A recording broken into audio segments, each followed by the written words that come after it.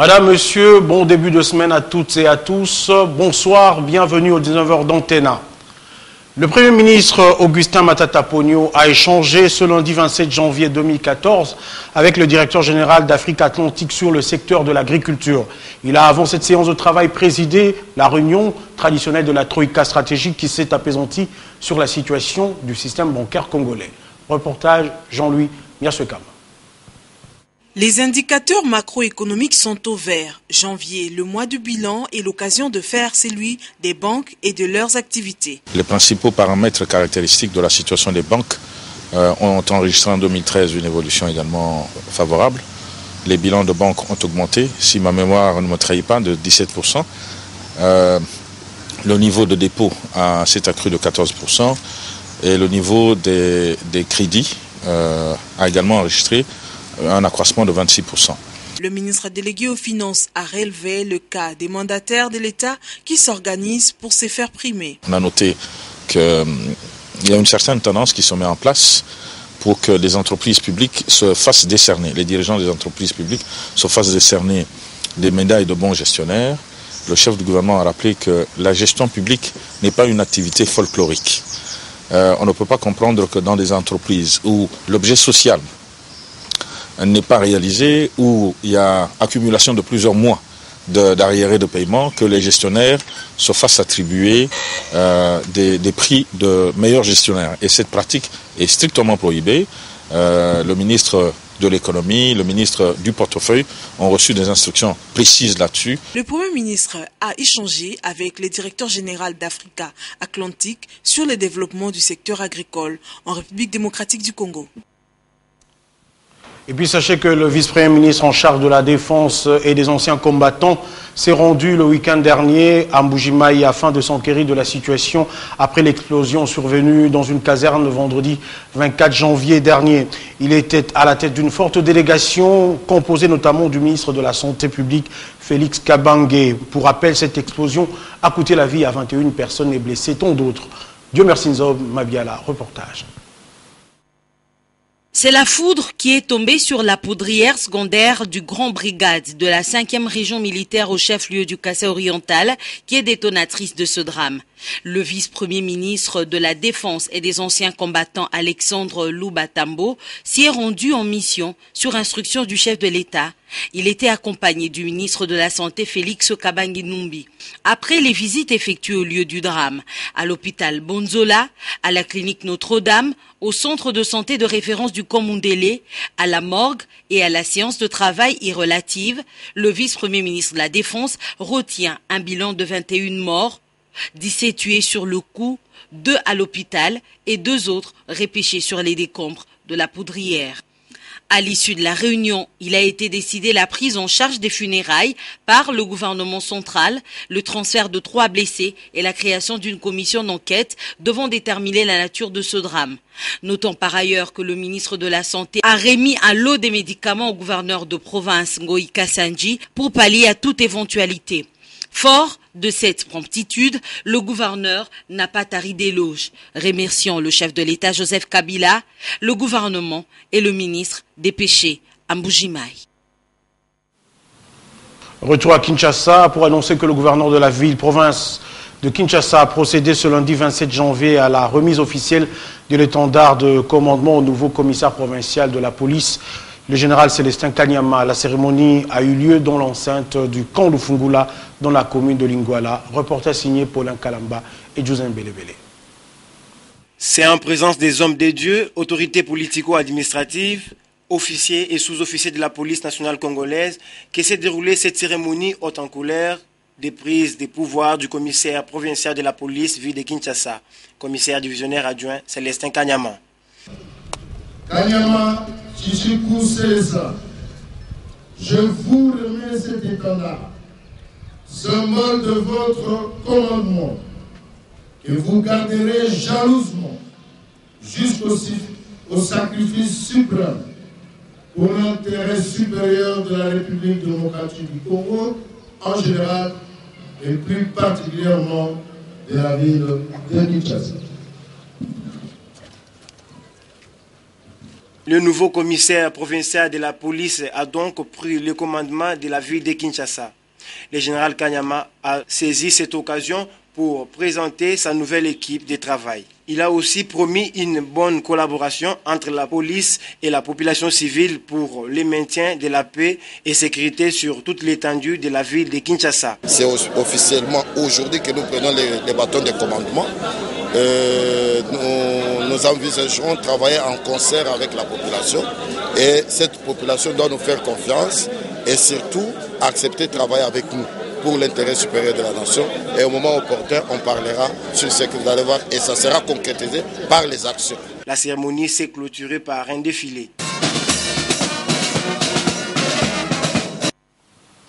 La RDC est confrontée depuis plusieurs décennies aux inégalités socio-économiques, véritable frein à la croissance et au développement. Pour pallier à cette situation, il faut d'abord appréhender et comprendre le lien entre ces disparités sociales et ethno-régionales et l'édification de la nation-État. Eh bien, c'est à cette tâche que s'applique le PNUD à travers l'appui qu'il apporte à la réalisation de l'étude sur la dynamique des inégalités socio-économiques cumulées et construction de la nation-État en RDC. Reportage Polydor Ngaziami et Hugues Moussanguilay. Les inégalités et leur dynamique sont l'un des obstacles à la construction de la nation. Pour le cas de la RDC, pays dont les efforts pour la dite construction ont été entravés entre autres par les disparités et inégalités sociales et ethno-régionales cumulatives, il y a nécessité d'appréhender correctement le lien entre, d'une part, le besoin de cohésion nationale, de conscience collective et d'unité nationale, véritable ferment pour le développement du pays, et d'autre part, l'édification de la nation. C'est l'objectif de l'étude que le PNUD lance sur la dynamique des inégalités socio-économiques cumulées et la construction de la nation-État en RDC. Il est donc question effectivement pour le PNUD, dans le cadre effectivement de sa contribution à l'élaboration des stratégies de développement, d'apporter des éléments de réponse au gouvernement pour qu'il puisse l'intégrer dans ses programmes de planification en vue de résoudre les problèmes de la croissance et de la pauvreté. La question des inégalités socio-économiques se pose avec acuité en RDC, a souligné le directeur pays AI du PNUD. Que propose l'étude à laquelle prennent part une quarantaine d'experts de la communauté scientifique, du gouvernement et de la société civile? Cette étude propose de comprendre et d'identifier les mécanismes par lesquels les inégalités dans toutes leurs dimensions sont générées et reproduites dans le pays. Les résultats attendus de cette étude sont l'information sur la gravité des dimensions des inégalités, l'inclusion des recommandations politiques dans les actions des bâtisseurs de la nation, la rédaction d'un document d'information et la contribution au débat national sur les thèmes agenda pour la paix, la sécurité et la coopération en RDC et dans la région des Grands Lacs. Grogne dans le milieu des camionneurs, eh bien, sachez que le syndicat national de routiers projette d'aller en grève dès lundi 3 février pour cause le non-respect des engagements pris par le gouvernement en accord avec leurs employeurs. L'annonce a été faite par le président national de la force routière congolaise, André Chikoji. Ses propos ont été recueillis par Anne-Marie Ossite et David Tembele. Il était dit que les employeurs avaient juste 5 jours pour régulariser leur situation. Il y a des arriérés. Il y a même des sociétés qui accusent 4 ans d'arriérés. Et quand il faut payer, on paye des forfaits aux gens qui ont droit à leur prime, par exemple, ou à leur salaire. C'est pas correct. Et là, nous tenons à féliciter la FEC qui a fait cause pour les routiers. Parce que la FEC a fini par comprendre, tout comme la COPEMECO et la FENAPEC. Mais sur le terrain, certains employeurs se comportent comme en terre conquise. Ils ne veulent pas respecter. Pour eux, le gouvernement, on verra. Effectivement, les faits semblent leur donner raison parce que maintenant, tout le monde proteste. Les travailleurs protestent. Et l'Assemblée générale nous a indexés. Nous ne voulons pas porter le chapeau de tout ce qu'il y a comme malheur des routiers dans ce pays. Nous avons pris des engagements, on doit les respecter. Donc, nous disons, tout ce qui a été convenu avec le gouvernement doit être appliqué. Pour le moment, il s'agit d'interdire l'accès au port à différentes usines de déchargement, différents points de déchargement des marchandises à tous ces employeurs qui ne veulent pas respecter ce que nous nous sommes entendus avec le gouvernement de la République. Et de cette façon-là, nous pourrons maintenant, avec le comité de pilotage qui sera institué, commencer à filtrer les employeurs. Celui qui est en ordre peut travailler. Celui qui n'est pas en ordre doit être exclu. Et comme ça, il va d'abord se mettre en règle. Voilà ce que nous voulons aujourd'hui. L'ASBEL Message de Graal a tenu dimanche 26 janvier son assemblée générale annuelle. C'est également un moment de partage et d'échange entre les membres de cette association sans but lucratif. Reportage. Rendez à Dieu ce qui est à Dieu et à César ce qui est à César. Cette citation de Jésus-Christ, Fils de Dieu, a été respectée ce dimanche au Jardin du Graal à Mbalambala. En effet, après une heure consacrée au recueillement et à l'adoration des dieux, le porteur de croix, membre de l'ASBEL, Message du Graal au Congo, se sont retrouvés en assemblée générale ordinaire comme l'exige la loi. Sur plus de 500 membres actifs, plus de 400 étaient soit présents, soit représentés à cette assemblée générale. C'est ainsi que les travaux se sont déroulés dans un climat d'échange convivial entre des personnes partageant les mêmes convictions spirituelles. Le président de séance, M. Médard Palankoy, a exhorté les membres à redoubler d'efforts pour faire triompher l'œuvre du Graal sur terre. S'étant penché sur le bilan et les perspectives d'avenir, l'Assemblée générale a été animée par plusieurs interventions. Le secrétaire général de l'ASBEL, François Ndjeka, s'est confié à notre micro pour en faire la synthèse. Monsieur Ndjeka, nous venons d'assister à l'Assemblée générale ordinaire de l'ASBEL Message du Graal. Pouvez-vous nous faire un condensé, un résumé de ce qui a été l'essentiel de cette assemblée? En fait, l'ASBEL, le Message du Graal au Congo, tenait à répondre à une exigence de l'État qui demande aux associations sans but lucratif de déposer en janvier de chaque année ce qu'a été ses réalisations au courant de l'année passée. Et c'est pour répondre à cette exigence que le Message du Graal s'est réuni ce dimanche 26 janvier pour faire approuver le bilan au niveau de l'Assemblée générale avant de le transmettre au ministère de la Justice. Et l'économie, comme vous avez pu le constater, on a commencé d'abord par l'échange de vœux entre les membres. Le président représentant légal, Maître Médard Palankoy, a demandé aux membres de l'association de ne pas donner flanc au doute, de faire une culture personnelle, de s'attacher à l'éthique du Message du Graal pour rester vigilant et de pouvoir porter ce message à la connaissance des autres esprits humains de la terre, parce que ce Message du Graal apporte le savoir sur Dieu, sur l'homme, sur la création, et le Message du Graal indique le chemin qui mène au paradis. Alors, ce paradis-là ne doit pas être seulement l'apanage des membres du Message du Graal, il faut que d'autres esprits humains, qui ont peut-être connaissance, qui sont peut-être dans d'autres mouvements religieux, puissent venir écouter le son de cloche qu'apporte le Message du Graal, qui est un son tout à fait particulier. C'est une connaissance grandiose, c'est un savoir grandiose que le Message du Graal apporte. Alors, la diffusion demeure au centre des préoccupations de notre ASBEL, le Message du Graal au Congo. Les efforts de diffusion sont intenses, de sorte que vous avez entendu, il n'y a pas une seule ville du Congo, de la RDC, où le message n'est pas diffusé. Les réalisations ont été tellement importantes, nous les avons portées à la connaissance. Il n'y a pas que les réalisations sur le plan social, sur le plan spirituel. Il y a aussi des réalisations sur le plan social. Et c'est ainsi que nous avons pu dire que le Message du Graal est en train de construire un hôpital dans sa concession. Et cet hôpital, c'est pour les populations environnantes. Ça va servir d'élément de liaison et de jonction entre le Message du Graal et l'environnement immédiat dans lequel il vit. Nous ne vivons pas en vase clos. C'est un hôpital, nous sommes dans un quartier enclavé où tout le monde, pour se soigner ici, est obligé de prendre la route qui n'existe pas pour aller aux cliniques universitaires. Il convient de signaler que cette assemblée générale s'est tenue en présence du directeur de culte du ministère de la Justice, venu assister à la matérialité de cette obligation légale. C'est vers 13h30 que l'Assemblée générale a été clôturée par un déjeuner en commun. Un mot en sport, Mpoutumabi Trésor est bel et bien libre de ce mouvement. Il n'a pas été inquiété par la justice congolaise, en croire son manager Bavon Munanga. Celui-ci a voulu couper court aux rumeurs qui font état de l'inculpation de cette star du football congolais pour viol sur mineur. Papi Katassieri Gomulopo nous en parle.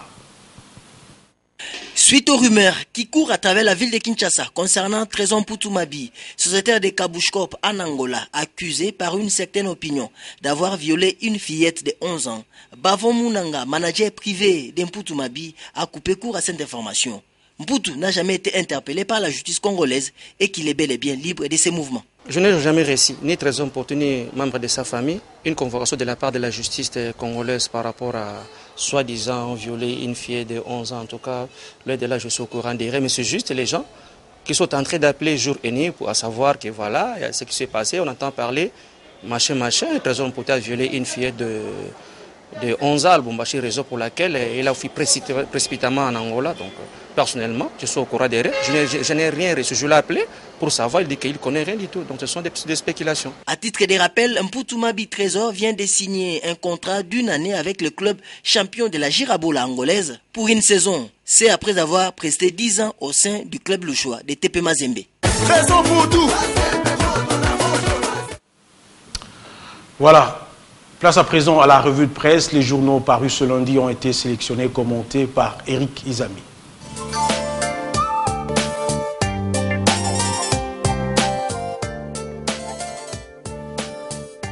Bonsoir. Virulente riposte de Dan Gertler, pétrole, cabale contre la République démocratique du Congo, c'est le titre à la une du tri hebdomadaire Africa News. Les confrères parlent de la réponse du berger à la bergère. Accusé d'avoir signé un partenariat opaque avec Luanda et Kinshasa, la société Nessergi évoque une tentative féroce de discréditer le Congo-Kinshasa dans une transaction qui l'aiderait à devenir un grand producteur de pétrole. Au banc des accusés, l'opposition est une organisation étrangère. Dan Gertler a décidé de répliquer à ses détracteurs via un long communiqué publié dimanche 26 janvier 2014. Ces communiqués, Nessergi justifie l'accord passé entre ses responsables et le gouvernement de l'Angola et de la République démocratique du Congo. Une transaction transparente et juste, assure le communiqué de l'entreprise. Transparente et juste parce que, à en croire le communiqué, Nessergi a obtenu un droit légal et ratifié d'explorer et d'exploiter la ZIC. C'est fut l'Angola qui l'a empêché de jouir légalement de ses droits. La ZIC possède certes des réserves avérées de pétrole, mais il est indéniable que c'est la volonté de Nessergi de se libérer de ses droits qui a permis de créer ces potentiels considérables pour la République démocratique du Congo en l'autorisant à négocier un contrat de partage de la production avec l'Angola. Propriété d'un habitué des arcanes financières au Congo-Kinshasa, Nessergi affirme chaque fois que l'on veut nuire à la réputation du pays et son gouvernement. On en arrive à des théories conspirationnistes et des accusations du secret. Forum de ZAS publie à sa une avec une question tout autant essentielle. Matata, y a-t-il plus social que l'éducation et la santé? Les confrères enchéris qu'à l'occasion de la première conférence de presse de 2014, le Premier ministre étale les performances en rapport avec la stabilité macroéconomique et égrène les réalisations sur le front du social sous l'autorité du Raïs Joseph Kabila. Le quotidien Le Guide aborde le même sujet autrement. Il note que la nature ayant horreur du vide, Matata Ponyo dresse son plan pour 2014. Selon ses journaux, après un long moment de silence, Matata est sorti du bois pour briser le silence. La conférence de presse qu'il a tenue samedi 25 janvier dernier est de nature à rendre grincheux les concertateurs qui, dans l'attente de la formation d'un gouvernement de cohésion nationale, commencent à se lasser de croiser les doigts. À qui la faute quand on sait que la nature a horreur du vide? Est-ce un ballon d'essai? Peut-être parce que si Joseph Kabila ne dit rien sur le projet 2014 de Matata Ponyo, c'est que quelque part il approuve. Qui ne dit mot qu'en 110 ans. Un autre sujet d'actualité abordé par les journaux concerne le financement des élections locales. La Prospérité note 2014, Matata attend la feuille de route de Malou Malou. Bilan 2013 et perspective 2014. C'est à cet exercice comptable que s'est livré Matata Ponyo devant la presse tant nationale qu'internationale. Bien que la tâche incombera au gouvernement de cohésion nationale, le Premier ministre en fonction ne s'est pas empêché, lui, de tracer les perspectives pour 2014. Au plan politique et sécuritaire, il faut noter la consolidation de la paix et de la sécurité sur toute l'étendue du territoire national, le renforcement de la cohésion nationale et la consolidation de l'état de droit. L'organisation des élections locales, provinciales et sénatoriales, etc., a-t-il annoncé. À ces propos, il attend l'adoption par le Parlement de la nouvelle feuille de route de Malou Malou pour lui apporter des moyens nécessaires à la réalisation des élections prévues pour l'année 2014. Pour terminer, le journal L'Observateur fait mention à sa première page que sous la houlette de Joseph Kabila, en 2013, le gouvernement Matata a réalisé des prouesses remarquables. C'est tout pour cette revue. Merci et au revoir.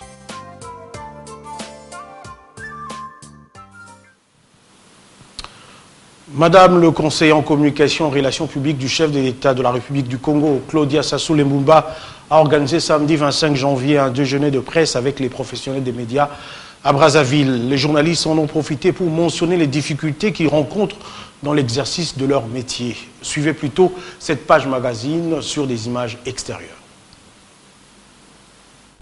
Comme d'habitude, à chaque début d'année, Madame le conseiller à la communication, aux médias et aux relations publiques du chef de l'État, Claudia Lembumba Sassou Nguesso, a organisé ce samedi 25 janvier à Brazzaville une rencontre avec la presse.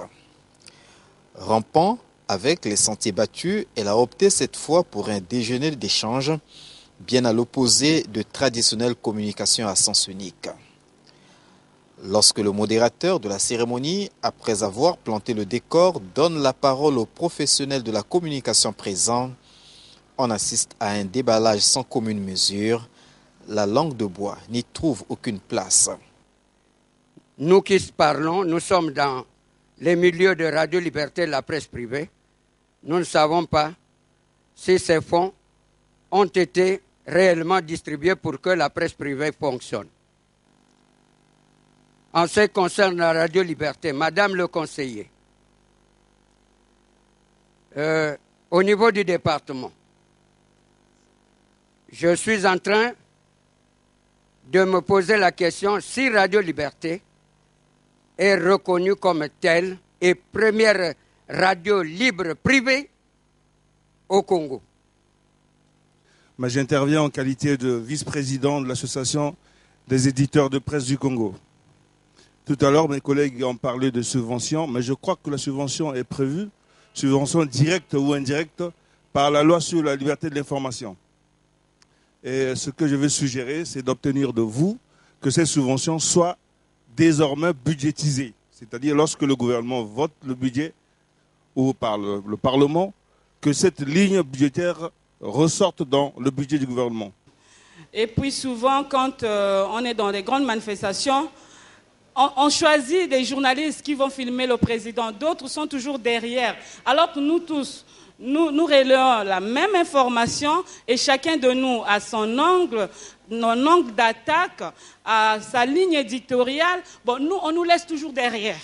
Non, pas vous. Devant le président, c'est seulement Télé Congo, presse présidentielle, etc. Et nous, qu'est-ce qu'on va faire? Si on ne filme pas, après, si on ne diffuse pas, on va dire quoi? Qu'on a bouffé de l'argent et on n'a pas fait le travail. En tout cas, souvent, vos portes nous sont fermées.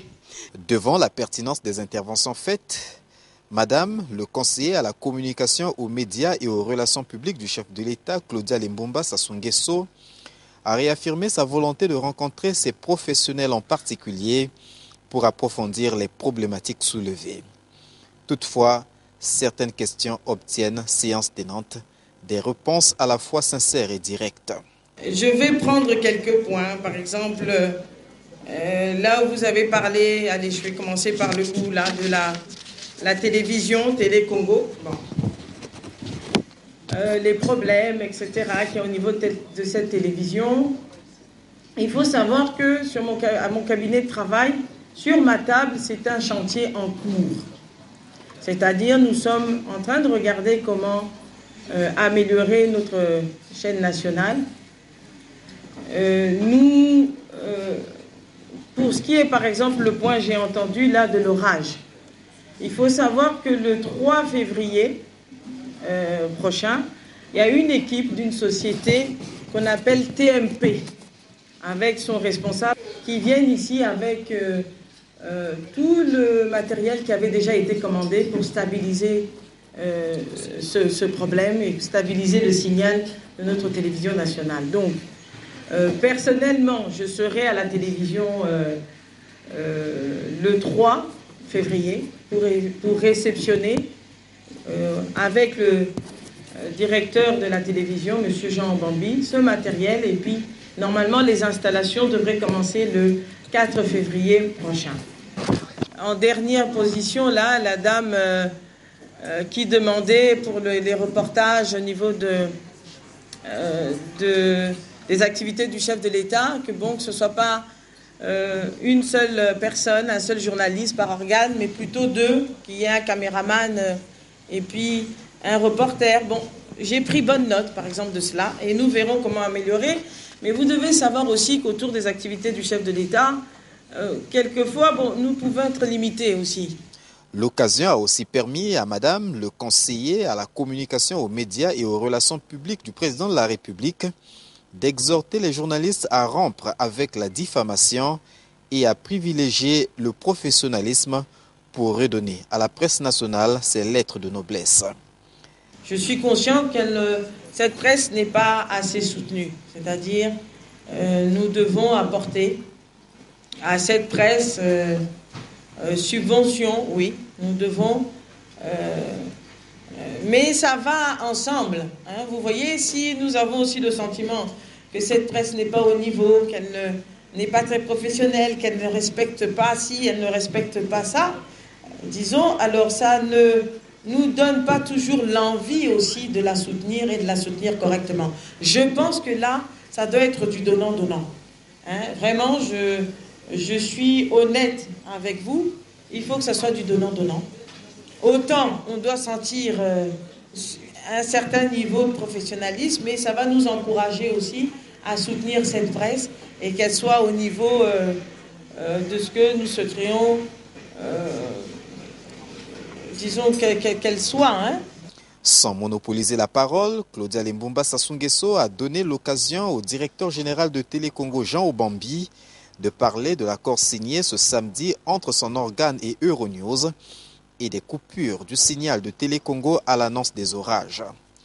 À ce propos, la responsabilité directe ne revient pas à Télécongo, mais à la télédiffusion du Congo, qui agit ainsi par souci de préservation du matériel, a-t-il indiqué. Après le déjeuner proprement dit, Claudia Lembumba Sassou Nguesso a gratifié l'ensemble des professionnels de la communication d'une poignée de main amicale, augure d'une année qu'elle souhaite sous de meilleurs auspices. Voilà, c'est par cette page magazine que nous mettons un terme à cette grande édition du journal télévisé. Merci de votre aimable attention, de votre fidélité. Merci à vous qui nous suivez par le canal 142 sur le bouquet CanalSat. Merci et au prochain rendez-vous, c'est déjà ce mardi à 7h30. Moi, je retrouve à 19h pour la grande édition du journal télévisé. Portez-vous bien. Excellent sur le programme sur Antena. Bonsoir.